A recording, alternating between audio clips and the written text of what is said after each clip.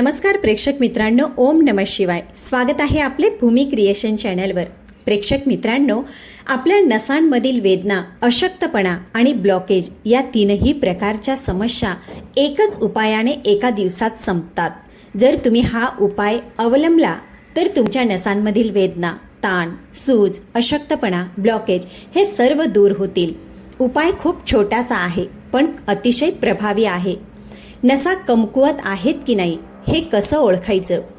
आपल्या नसा आपल्या मेंदू आणि शरीराच्या सर्व अवयवांपर्यंत आवश्यक माहिती पोहोचवण्यासाठी अनेक पेशींचा वापर करतात. तसेच संपूर्ण शरीरात रक्ताभिसरण सुरळीत ठेवण्याचं कामही नसाच करतात. अशा वेळी जेव्हा नसांमध्ये ब्लॉकेज येतं किंवा नसा कमकुवत होतात तेव्हा शरीरात अनेक समस्या सुरू होतात आणि आपल्याला हाडांच्या वेदनांचा सामना करावा लागतो.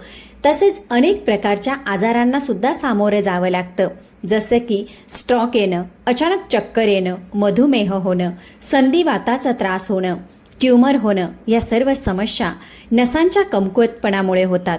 त्यामुळे तुम्हाला डोकेदुखी सुद्धा होऊ शकते, मायग्रेनचा त्रास होऊ शकतो, स्नायूंमध्ये वेदना जाणवू शकतात. याशिवाय तुम्हाला नसांच्या कमकुवतपणाची काही लक्षणं सुद्धा जाणवू शकतात. सर्वात आधी आपण जाणून घेऊया नसा कमकुवत होण्याची लक्षणं कोणती असतात.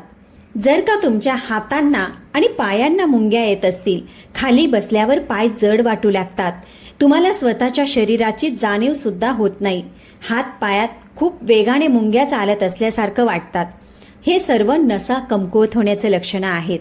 नसांमध्ये कमकुवतपणा तेव्हाच येतो जेव्हा आपल्या नसांमधून रक्ताचा प्रवाह व्यवस्थित होत नाही.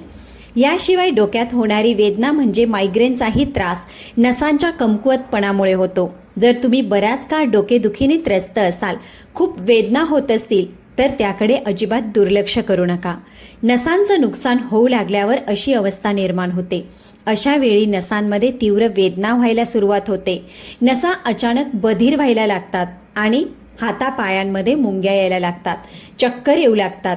कधी कधी अशी वेळ येते की आपल्याला आजूबाजूचं सर्व काही धूसर दिसू लागतं, कारण नसांमध्ये रक्ताभिसरण व्यवस्थित होत नाही, नसा ब्लॉक होतात.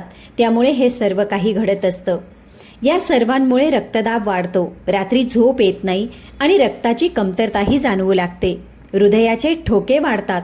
त्यामुळे जर तुमच्या शरीरात अशी काही लक्षणं दिसत असतील, तुम्हाला खूप जास्त घाम येत असेल, तर सर्वात आधी हा घरगुती उपाय जो आज आपण व्हिडिओमध्ये बघणार आहोत तो तुम्हाला करायचा आहे. यामुळे तुमच्या नसा निरोगी होतील, रक्ताभिसरण सुधारेल आणि नसांमधील वेदनाही हळूहळू कमी होऊ लागतील.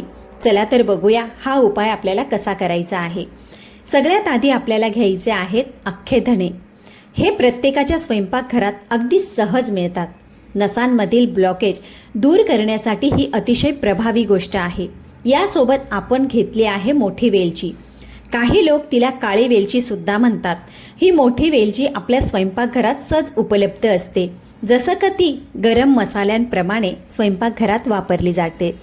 मोठ्या वेलचीचे निरोगी राहण्यासाठी अनेक फायदे आहेत. ते रक्तदाब सामान्य ठेवते. जर तुम्हाला झोप येत नसेल तर याच्यामुळे झोपही चांगली येते. अशक्तपणा म्हणजे रक्ताच्या कमतरतेची समस्या देखील दूर करते. मूत्रपिंडाचं डिटॉक्स करून त्यांची स्वच्छता करते. मूत्रपिंडातील जे काही आजार असतील ते सुद्धा बरे होतात. ज्यांना गॅसेसचा त्रास आहे त्यांनाही याचा फायदा होतो. ते पचन संस्थेला सुधारतं, कारण पचन संस्थेमुळे आपल्याला अनेक आजार होऊ शकतात. त्यामुळे पचन संस्था चांगली बनते. मधुमेह असलेले लोकही ते खाऊ शकतात. ज्यांना रक्तदाबाचा त्रास आहे ते सुद्धा खाऊ शकतात. आणि विशेषतः हिवाळ्याच्या काळात सर्दी खोकला होऊ देत नाही.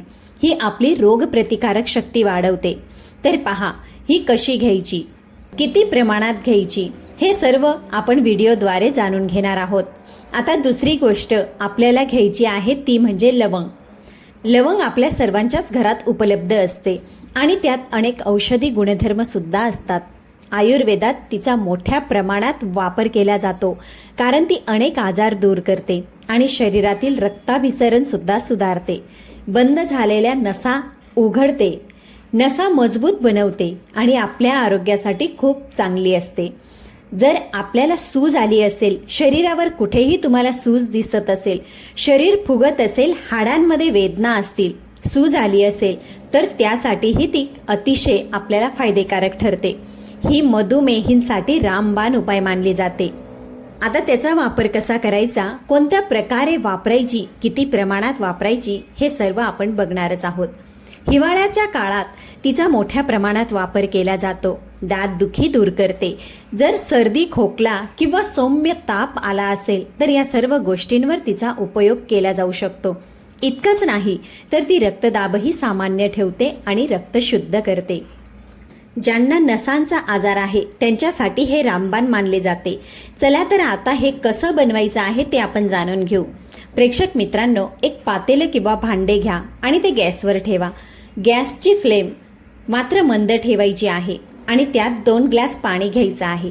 तुम्ही रोज घरी वापरत असलेला ग्लास किंवा कप भरून असे 2 ग्लास पाणी घ्या आणि ते मंद आचेवर थोडा वेळ उकळवायचे. तोपर्यंत हे पाणी उकळत असताना आपण औषध तयार करून घेऊ. हे मिक्सरमध्ये बनवायचे नाही. ते आपल्याला पाटा वरवंटा किंवा मसाला कुटण्यासाठी वापरतो त्या खलबत्त्यात ते तयार करायचं आहे. सगळ्यात आधी आपण मोठी वेलची घेणार आहोत. फक्त एक मोठी वेलची घ्यायची, एकापेक्षा जास्त नाही. मोठ्या वेलचीच्या आत लहान लहान दाणे असतात, तर इथे आपल्याला त्या दाण्यांचाच वापर करायचा आहे. त्याची सालही खूप फायदेशीर असते, पण हे दाणे बाहेर काढून व्यवस्थित कुटले पाहिजेत. त्याची अगदी बारीक पूड करायची नाही. आणि इथे आपल्याला घ्यायच्या आहेत 3 लवंगा. फक्त 3 लवंगा घ्यायच्या आणि यात आपण आणखी एक खास घटक घालणार आहोत, तो म्हणजे दालचिनी. दालचिनीचा एक छोटासा तुकडा घ्यायचा, कारण दालचिनी खूप फायदेशीर असते. आपल्या शरीरातील सर्व प्रकारच्या वेदना, संधिवाताचा त्रास, सांधेदुखी, गुडघेदुखी असे सर्व त्रास कमी करण्यास ती मदत करते. आणि प्रेक्षक मित्रांनो, हे कोणत्याही वयोगटातील लोक घेऊ शकतात. 80 वर्षाच्या असोत किंवा 30 वर्षाचे असोत किंवा त्याहूनही कमी वयाचे. यात अशी कोणतीही सामग्री घातलेली नाही जी आपल्या आरोग्यासाठी हानिकारक ठरेल आणि यामुळे पोटात अजिबात जळजळ होणार नाही. फक्त ते कसे आणि केव्हा घ्यायचे हे माहिती असणं आवश्यक आहे. तसंच ते कोणत्या वेळी घ्यायचे हेही आपण बघणार आहोत. प्रेक्षक मित्रांनो, संपूर्ण व्हिडिओ नक्की बघा, कारण अर्धवट माहिती काहीच कामाची नसते. आणि तुम्हाला जर का आमचे व्हिडिओ आवडत असतील तर व्हिडिओला लाईक, चॅनलला सबस्क्राईब करायला मात्र विसरू नका. तर प्रेक्षक मित्रांनो, अनेक जण फक्त यात काय घातले आहे हे पाहतात आणि आपल्या अंदाजाने ते बनवतात, म्हणून त्याचा फायदा आपल्याला होत नाही. ही सर्व जिन्नस कुठून बारीक करून घ्यायची आहे. त्याला खूप पावडर सारखं बनवायचं नाही, ते थोडं जाडसर कुटायचं आहे. वेलचीचे जे लहान लहान दाणे आहेत ते खूप महत्त्वाचे आहेत. आता ते ज्या गर्भवती महिला आहेत त्यांनी हे घेणं टाळावं आणि ज्या माता आपल्या बाळांना स्तनपान करवतात त्यांनीही याचे सेवन करू नये. हा घरगुती उपाय खूप प्रभावी आहे.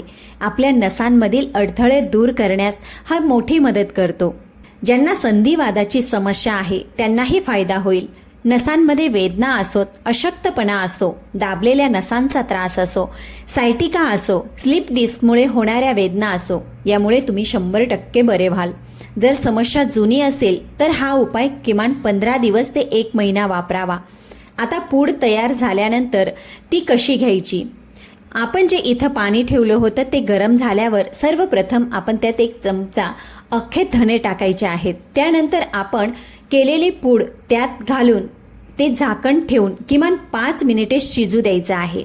आपण जे 2 ग्लास पाणी घेतलं होतं ते उकळून 1 ग्लास होईपर्यंत वाट बघायची आणि ते सगळं सामग्री आपल्याला 5 मिनिटं त्याच्यात झाकण ठेवून उकळून घ्यायचे आहे, जेणेकरून त्यातील फायदेशीर आवश्यक तेल उडून जाणार नाही.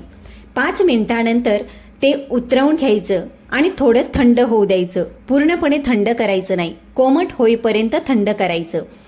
त्यानंतर आपल्याला ते एका ग्लासमध्ये गाळून घ्यायचं आहे. सकाळी नाश्ता झाल्यानंतर 1 तासांनी ते हळूहळू घोट घोट करून बसून प्यायचं आहे, उभं राहून प्यायचं नाही. तुम्हाला नसांमधील अडथळा असो, व्हेरिकोन व्हेन्सची समस्या असो किंवा नसांमध्ये ताण येत असेल, मुंग्या येत असतील, अशक्तपणा असेल, हाडदुखी असेल, शरीर दुखत असेल, हे सर्व यामुळे बरे होईल. तुम्हाला जर वाटत असेल किंवा तुमची इच्छा असेल तर ते पिण्यापूर्वी त्यात थोडी हळद घालून 1 मिनिट उकळवूनही पिऊ शकता. त्यामुळे त्याचा फायदा आणखी वाढेल. ज्यांना शरीरात सूज येण्याची समस्या आहे, नसांमध्ये सूज आहे, हातपाय सुजले आहेत, ते सर्व या उपायाने बरं होतात. त्यामुळे आजपासूनच याचा वापर नक्की करा. निरोगी राहा, आनंदी राहा आणि जीवनाचा आनंद घ्या. चला तर भेटूया पुढच्या व्हिडिओसोबत.